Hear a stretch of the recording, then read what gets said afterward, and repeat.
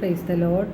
സ്നേഹമുള്ളവരെ, ഫിലിപ്പി 2:4 വിശുദ്ധ പൗലോസ്ലീഹ പറയുന്നു, ഓരോരുത്തരും സ്വന്തം താല്പര്യം മാത്രം നോക്കിയാൽ പോരാ, മറിച്ച് മറ്റുള്ളവരുടെ താല്പര്യവും പരിഗണിക്കണം. സാധാരണയായി ഈ ലോകത്തിൽ നാം ജീവിക്കുമ്പോൾ നമ്മുടെ താല്പര്യം മാത്രം നോക്കിയാണ് നാം ജീവിക്കാറ്. മറ്റുള്ളവരുടെ താല്പര്യം പരിഗണിക്കാറില്ല. എന്നാൽ പരിശുദ്ധാത്മാവ് നമ്മോട് പറയുന്നു, യേശുവിനുണ്ടായിരുന്ന മനോഭാവമാണ് നാം സ്വീകരിക്കേണ്ടത്. നമ്മുടെ താല്പര്യം മാത്രം നോക്കിയാൽ പോരാ. യേശു തൻ്റെ പിതാവിൻ്റെ ഇഷ്ടമനുസരിച്ചാണ് പ്രവർത്തിച്ചിരുന്നത്. യേശു തൻ്റെ സ്വന്തമായ അഭിപ്രായങ്ങളോ സ്വന്തമായ ഇഷ്ടങ്ങളോ പ്രവർത്തിച്ചിട്ടില്ല. ദൈവപുത്രനായ യേശു ദൈവവുമായുള്ള സമാനത നിലനിർത്തേണ്ട ഒരു കാര്യമായി പരിഗണിക്കാതെ തന്നെ ശൂന്യനാക്കിക്കൊണ്ട് ആകൃതിയിൽ മനുഷ്യനെ പോലെ കാണപ്പെട്ട് മനുഷ്യനായി തന്നെ ഭൂമിയിൽ ഇറങ്ങി വന്നു. അത് യേശുവിൻ്റെ കുരിശുമരണം വരെ യേശു പിതാവിനെ അനുസരണയുള്ളവനായി ജീവിച്ചു. പിതാവിൻ്റെ ഇഷ്ടം നിറവേറ്റി ആണ് യേശു ജീവിതകാലം മുഴുവൻ ജീവിച്ചത്. പിതാവിൻ്റെ ഇഷ്ടം നിറവേറ്റി. എന്തിനു വേണ്ടിയാണ് ദൈവം തൻ്റെ പുത്രനെ ഈ ലോകത്തിലേക്ക് അയച്ചത്? ദൈവം നമ്മെ അത്രമാത്രം സ്നേഹിക്കുന്നു. നമ്മെ രക്ഷിക്കാൻ വേണ്ടിയാണ് പിതാവായ ദൈവം തൻ്റെ പുത്രനെ ഈ ലോകത്തിലേക്ക് അയച്ചത്. പുത്രനാകട്ടെ തൻ്റെ ജീവൻ ബലിയർപ്പിച്ചുകൊണ്ട് നമ്മെ രക്ഷയിലേക്ക് നയിച്ചു. സ്വർഗ കവാടങ്ങൾ നമുക്ക് തുറന്നു തന്നു. യോഹന്നാൻ 3:16 അവനിൽ വിശ്വസിക്കുന്ന ഏവനും നശിച്ചു പോകാതെ നിത്യജീവൻ പ്രാപിക്കുന്നതിന് വേണ്ടി തൻ്റെ ഏകജാതനെ നൽകാൻ തക്കവിധം ദൈവം ലോകത്തെ അത്രമാത്രം സ്നേഹിച്ചു. ദൈവം തൻ്റെ പുത്രനെ ഈ ലോകത്തിലേക്ക് അയച്ചത് ലോകത്തെ ശിക്ഷയ്ക്ക് വിധിക്കാനല്ല, പ്രത്യുത അവൻ വഴി ലോകം രക്ഷ പ്രാപിക്കാനാണ്. യേശു നേടിത്തന്ന രക്ഷ നാം സ്വന്തമാക്കിയോ എന്നാണ് നാം ചിന്തിക്കേണ്ടത്. അതോ നാം പഴയ ജീവിത രീതി തന്നെയാണോ തുടരുന്നത്?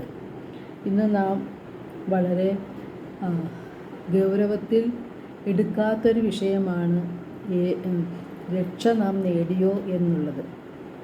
കാരണം യേശു കുരിശിൽ മരിച്ചു പാപങ്ങളെല്ലാം മോചിപ്പിച്ചു തന്നു. ഇനി നമുക്ക് പാപം ചെയ്താലും വലിയ കുഴപ്പങ്ങൾ ഇല്ല എന്ന മനോഭാവത്തിൽ ജീവിക്കുന്ന പലരും ഇന്ന് സമൂഹത്തിലുണ്ട്. ദൈവം നമ്മോട് കാണിക്കുന്ന കരുണയും ദയയും സഹിഷ്ണുതയും നാം നിസ്സാരമാക്കി കളയരുത്. റോമർ 2:4-10 വരെയുള്ള തിരുവചനങ്ങളിലൂടെ പരിശുദ്ധാത്മാവ് പറയുന്നു, അവിടുത്തെ നിസ്സീമമായ കരുണയും സഹിഷ്ണുതയും ക്ഷമയും നീ നിസ്സാരമാക്കുകയാണോ ചെയ്യുന്നത്? നിന്നെ അനുതാപത്തിലേക്ക് നയിക്കുകയാണ് ദൈവത്തിൻ്റെ കരുണയുടെ ലക്ഷ്യമെന്ന് നീ അറിയുന്നില്ലേ?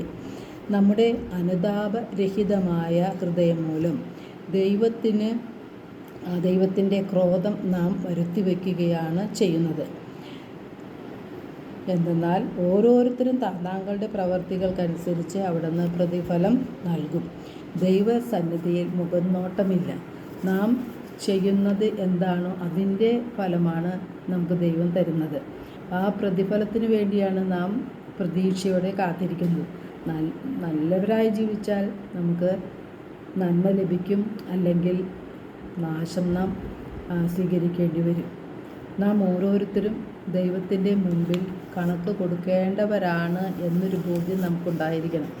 അതിനാൽ നാം അനുദപിക്കുകയും നമ്മുടെ പാപങ്ങൾ ഓർത്ത് പശ്ചാത്തപിച്ച് നമ്മുടെ ഹൃദയത്തിൽ ഒരു മാനസാന്തരം ഉണ്ടാവുകയും വേണം.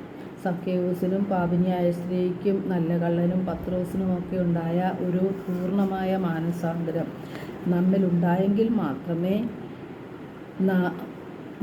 നാം വിശുദ്ധിയിലേക്ക് കടക്കുകയുള്ളൂ. പൂർണ്ണമായ ഒരു മാറ്റം നമ്മിൽ എങ്ങനെ ഉണ്ടാകും? നമുക്ക് പാപബോധവും പശ്ചാത്താപവും മാനസാന്തരവും എല്ലാം നൽകുന്നത് പരിശുദ്ധാത്മാവാണ്. ഈ പരിശുദ്ധാത്മാവിനെ ദൈവം നമുക്ക് നൽകിയിട്ടുണ്ട്. ആ പരിശുദ്ധാത്മാവിന് വേണ്ടി നാം പ്രാർത്ഥിച്ചാൽ ദൈവം അളന്നല്ല ആത്മാവിനെ കൊടുക്കുന്നത്. ആരെല്ലാം കൂടുതൽ ദാഹത്തോടെ പ്രാർത്ഥിക്കുന്നുവോ അവരിലേക്ക് സമൃദ്ധമായി പരിശുദ്ധാത്മാവിനെ ദൈവം വർഷിക്കും. യോഹന്നാൻ 3:5 യേശു പറയുന്നു, നിക്കോദെമോസിനോട് പറയുന്നുണ്ട്, സത്യം സത്യമായി ഞാൻ നിന്നോട് പറയുന്നു, ജലത്താലും ആത്മാവിനാലും ജനിക്കുന്നില്ലെങ്കിൽ ഒരുവരും ദൈവരാജ്യത്തിൽ പ്രവേശിക്കുകയില്ല. അപ്പോൾ നമ്മുടെ ഹൃദയത്തിലാണ് മാനസാന്തരം ഉണ്ടാകേണ്ടത്. ഹൃദയത്തിൽ മാറ്റമല്ല. അത് ജലവും പരിശുദ്ധാത്മാവും നമ്മിൽ പ്രവർത്തിക്കുമ്പോഴാണ് നമുക്ക് യഥാർത്ഥത്തിൽ മാനസാന്തരം ഉണ്ടാകുന്നത്. നമ്മുടെ ഹൃദയത്തിൽ മാറ്റം വന്നില്ലെങ്കിൽ, ജെറമിയ പ്രവാചകനിലൂടെ കർത്താവ് ചോദിക്കുന്നു 17:19, നമ്മുടെ ഹൃദയം കാണുന്ന കർത്താവ് അരുളിച്ചെയ്യുകയാണ്, ഹൃദയം മറ്റെന്തിനേക്കാളും കാപട്യമുള്ളതും ദുഷിച്ചതുമാണ്. 4:14 പറയുന്നു, നിന്റെ ഹൃദയത്തിൽ നിന്ന് ദുഷ്ടത കഴുകിക്കളയുക, എന്നാൽ നീ രക്ഷ പ്രാപിക്കും. എത്ര നാളാണ് ഈ ദുഷിച്ച ഹൃദയവും പേറി നടക്കുക എന്ന്. അപ്പോൾ ഹൃദയത്തെ വിശുദ്ധീകരിച്ചുകൊണ്ട് ദൈവത്തെ അന്വേഷിക്കുമ്പോഴാണ് ദൈവം നമ്മൾക്ക് സമൃദ്ധമായ കൃപ ചൊരിയുന്നത്. എല്ലാവർക്കും ഒരു നല്ല ദിനം ആശംസിക്കുന്നു. ദൈവം നമ്മെ ഓരോരുത്തരെയും സമൃദ്ധമായി അനുഗ്രഹിക്കട്ടെ.